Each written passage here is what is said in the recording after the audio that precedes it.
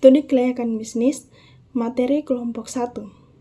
Studi kelayakan bisnis merupakan suatu proses analisis yang dilakukan sebelum usaha dijalankan.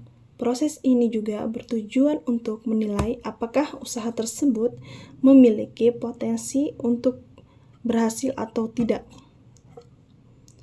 Tujuan utama dari studi kelayakan bisnis adalah untuk mengurangi risiko kerugian yang mungkin terjadi. Setiap usaha memiliki kemungkinan gagal, namun risiko tersebut dapat ditekan dengan perencanaan yang baik. Dalam studi kelayakan bisnis, terdapat beberapa aspek yang harus dianalisis secara menyeluruh.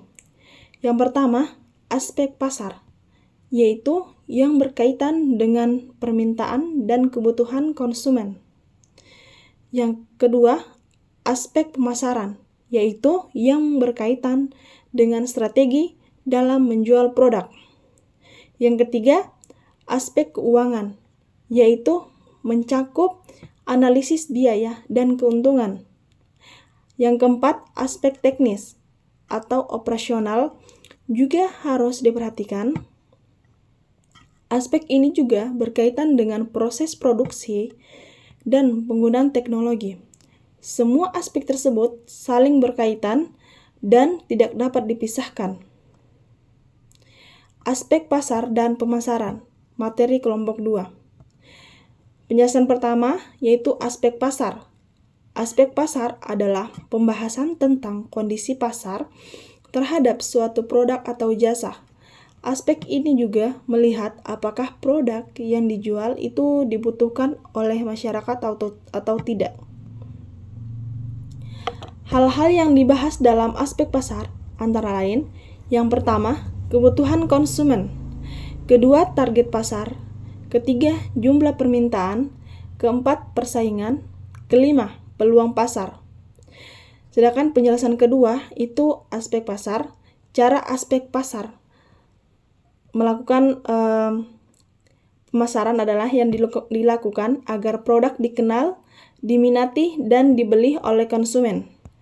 Hal-hal yang dibahas dalam aspek pemasaran antara lain produk yang dijual, kualitas dan bentuk produk, harga menentukan harga yang sesuai dan terjangkau, tempat strategis yaitu lokasi penjualan, yang promosi cara memperkenalkan produk, misalnya lewat media sosial, brosur, atau diskon.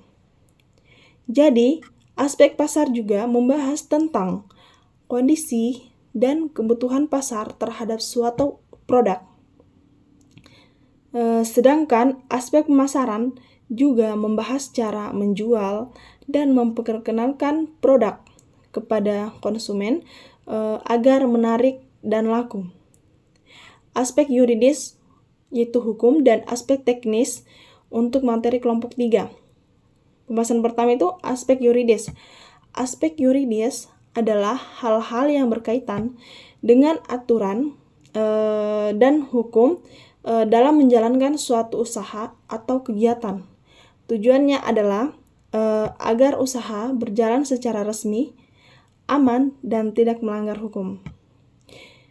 Pembahasan kedua yaitu aspek teknis. Aspek teknis adalah hal-hal yang berkaitan dengan cara menjalankan usaha atau kegiatan secara praktis dan teknis agar dapat berjalan dengan baik.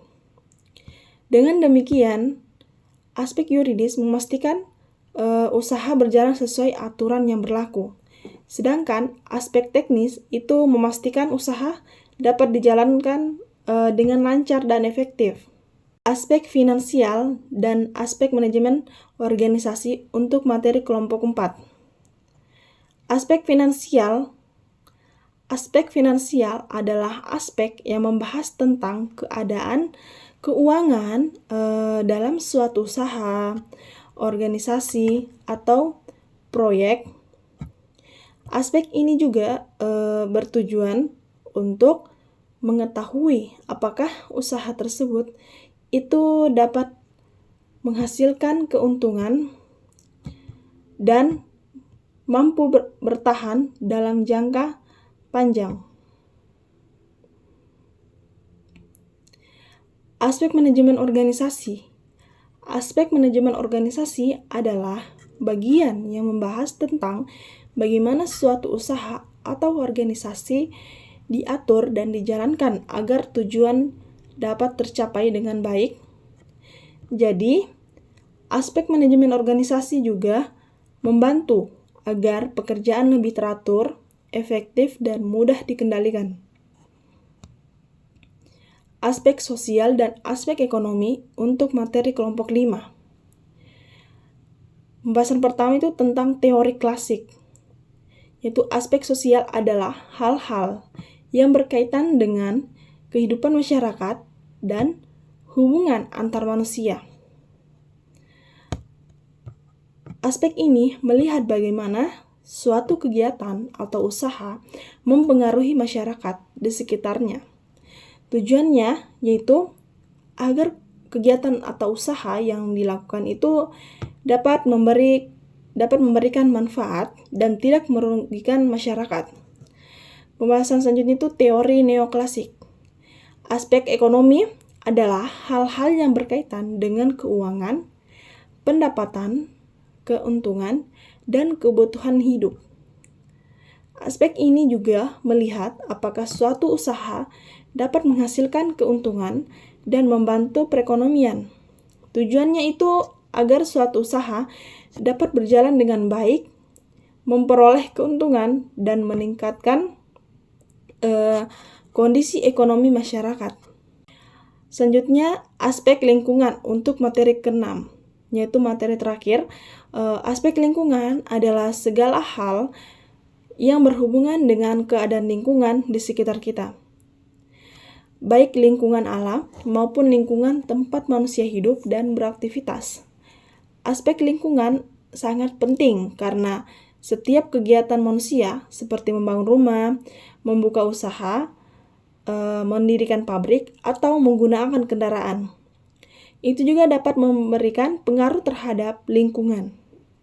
Dalam dunia usaha atau kegiatan pembangunan, aspek lingkungan digunakan untuk melihat apakah kegiatan tersebut itu aman bagi lingkungan atau justru merusaknya. Oleh karena itu, setiap usaha harus memperhatikan dampak yang ditimbulkan terhadap lingkungan sekitar.